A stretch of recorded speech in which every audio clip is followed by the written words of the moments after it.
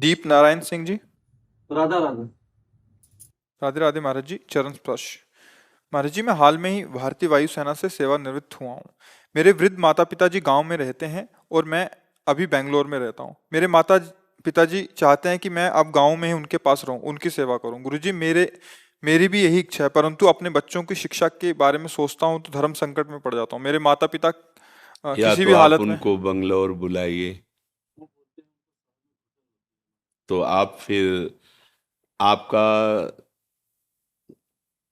अब विशेष कर्तव्य है माता पिता को सेवा देना और उनको दुलार देना, पैसा देना नहीं।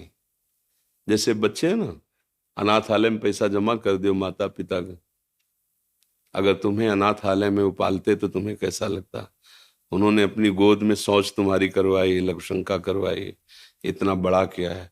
अब अवस्था आ गई उनकी हो कि आगे चलकर उनको शौच करवाना पड़ेगा आपको। तो आपका प्यार और दुलार उनको सुख देगा, ना कि व्यवस्थाएं कि भाई हम माता पिता को 10,000 अपनी पेमेंट से भेजते रहेंगे। ऐसा नहीं। जरूरत है तुम्हारी, उनको पैसा उतना न मिले, कोई उनको परेशानी नहीं। जरूरत है सानिध्य की, जरूरत है प्यार दुलार की। और ऐसा नहीं है कि अब गांव में भी अच्छे विद्यालय आसपास होते हैं कि शहर में ही पढ़ाई ठीक होती, गांव में नहीं होती, ऐसा भी नहीं है। और दूसरी बात है, बुद्धि का प्रकाश केवल लौकिक विद्या के पढ़ने से ही नहीं होता है। आशीष और अध्यात्म से भी उसका बहुत दिव्य प्रकाश होता है। हम लोग कक्षा 9 पढ़े हैं गांव के स्कूल से, 9, जिसमें 5 तक तो केवल ककारा मात्राएं ही याद कराई जाती थी। अब तो 1-2 के बच्चे अंग्रेजी पढ़ते हैं। 6वीं क्लास में ABCD सिखाई जाती थी। 9 तक पढ़े हुए हैं। बुद्धि का विकास और प्रकाश प्रभु का आश्रय लेकर नाम जप करते हुए अगर पढ़ाई की जाए तो बहुत दिव्यता आ जाएगी। तो हमें तो नहीं लगता कि गांव में ऐसी पढ़ाई नहीं होगी जैसी शहरों में होगी। हाँ, ये है कि परिवार न राजी हो, बात तुम्हारा अलग है। लेकिन अब इस समय राजी नाराजगी की बात नहीं, इस समय उनको तुम्हारी सानिध्य की जरूरत है, माता पिता के सानिध्य की जरूरत है। और उनका आशीष भगवद आशीष है।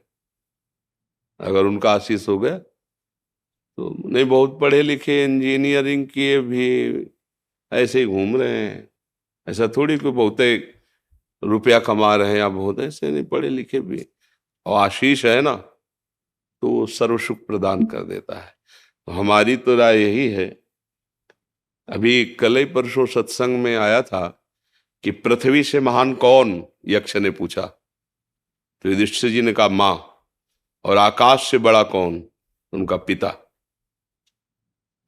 मतलब पृथ्वी से भी महान और आकाश से भी बड़ा माता पिता का पद रखा गया है। अगर उनको हम अवसर में, जब तक वो अपना कर्तव्य, तो देखो आप खुद कह रहे हैं कि आप एक अच्छे सरकारी सेवक रहे और रिटायर हो गए, उनके कर्तव्य में कोई कमी नहीं रही। आपने भी प्रयास किया। अब आपके कर्तव्य का समय आ रहा है। वो आपको कह दें कि नहीं कोई बात, दूर रहो, तो भी नहीं। वो आपको गाली भी दें तो ठीक से सेवा नहीं कर, तो भी नहीं।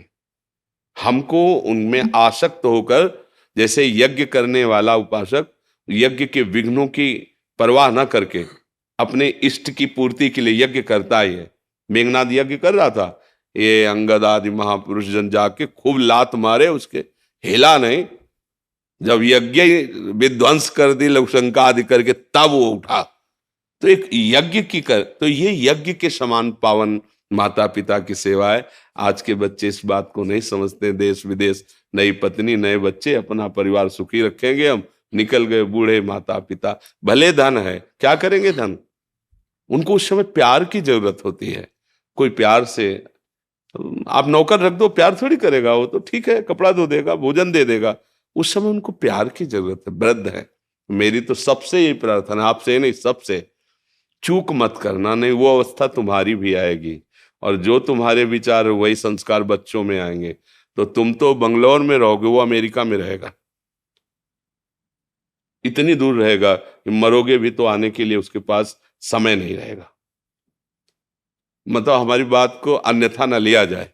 हम जो आचरण करेंगे वही हमें परिणाम में मिलेगा। मुझे लगता है एक बार पहली प्राथमिकता माता पिता के सेवा की रखनी चाहिए। अगर ऐसा लगता है आपको तो आप पत्नी और बच्चों को शहर में रखिए, आते कभी इधर आए कभी इधर आए, और व्यवस्था रखिए, दोनों को राजी कर लीजिए। बुद्धिमानी तो इसी में है ना, कि व्यवस्था कीजिए उस तरह से कि भाई सेवा में माता पिता की भी एक आदमी रख दिया, इधर बच्चों की पढ़ाई लिखाई पत्नी की व्यवस्था, और ऐसी व्यवस्था रख ली, 2 दिन आकर इधर जांच कर लिया, 2-4 दिन इधर कर लिए। नहीं तो मुझे लगता है कि भगवद आश्रित होकर अब तो हर जगह विद्या अध्ययन बहुत उच्च कोटि का।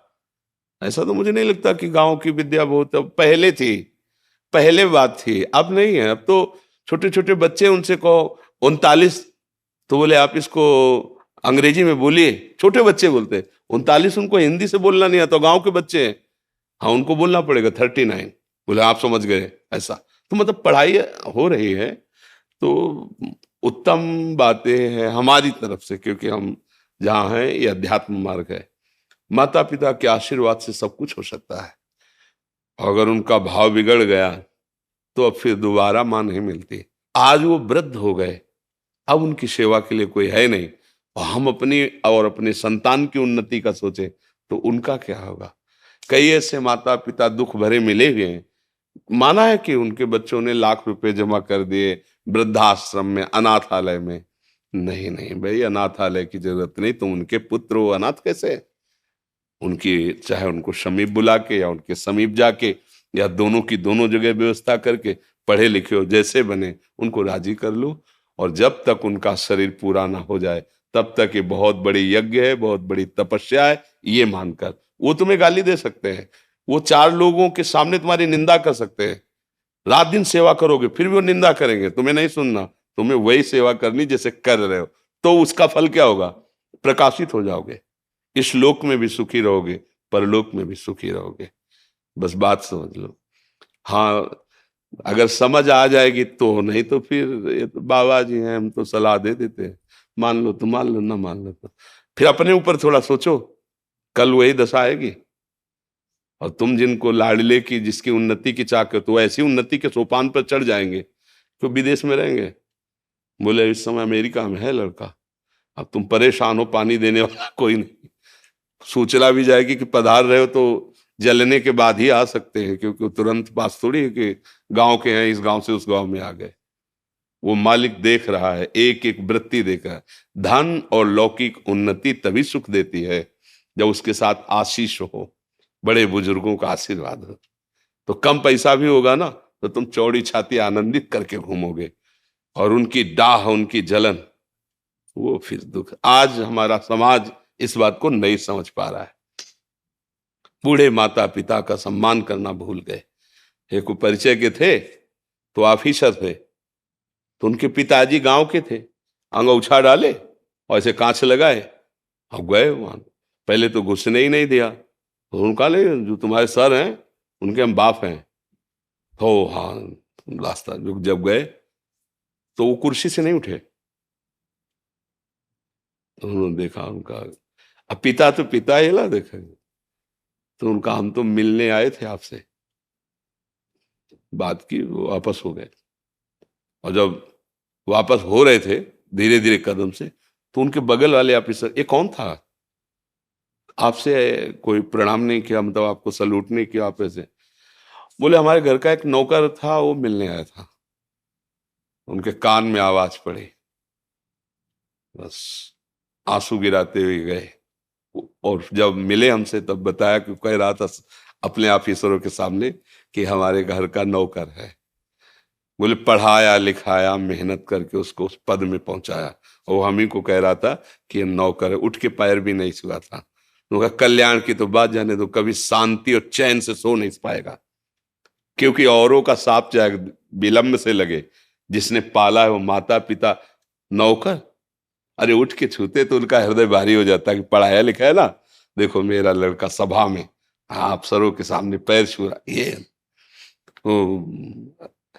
एक काशी भेजा बेटे को पढ़ाने के लिए, थोड़ा मेहनत करके, किसानी से, ब्राह्मण परिवार का था, विद्वान बने हमारा पुत्र, अच्छा।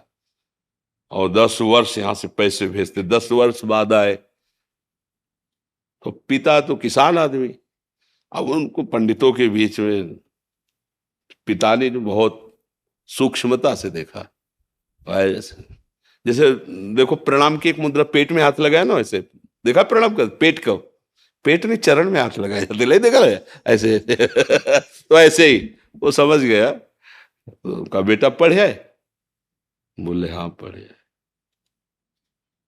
बोले लेकिन पढ़ाई का जो फल है वो तो दिखाई दे रहा मुझे, विद्या विनयम ददाति, विद्वान पुरुष विनम्र होता है, विद्या नम्रता प्रदान करती है।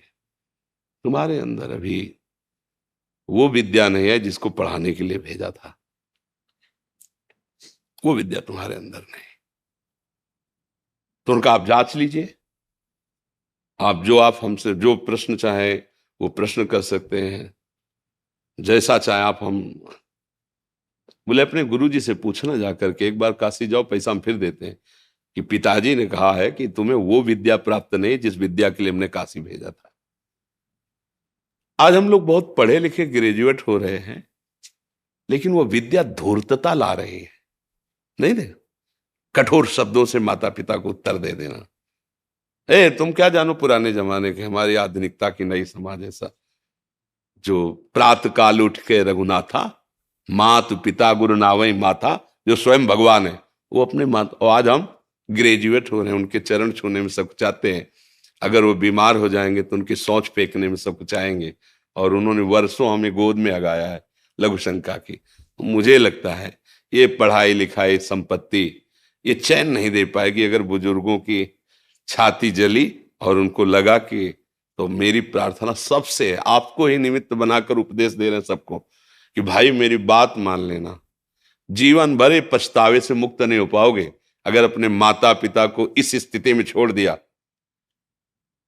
तो इसका तुम कुछ भी बन जाओ, जलोगे, रात दिन जलोगे, देख लेना, हमारे वचन याद कर लेना, और अगर वो ऐसे करके ऐसे कर देला तो नमक रोटी भी खाओगे, मस्त घूमोगे, कोई बाल बांका नहीं। माता पिता भगवान का स्वरूप होते, वो दुलार कर दे, आशीर्वाद दे देना कि हमारा बच्चा बहुत हमारी सेवा हो गया, वो भगवान बैठा अंदर देख रहा है, भगवान की प्राप्ति भी इसी से हो जाएगी, भगवान की भी प्राप्ति हो जाएगी। विट्ठल भगवान इस बात का प्रमाण है। मुंडरीक जी अपने माता पिता की सेवा करते थे, भगवान का स्वयं आकर भगवान कहा कि हमारा साक्षात्कार कर लो, मैं भगवान हूं। आज भी बैठे हैं जो विट्ठल भगवान है, ऐसा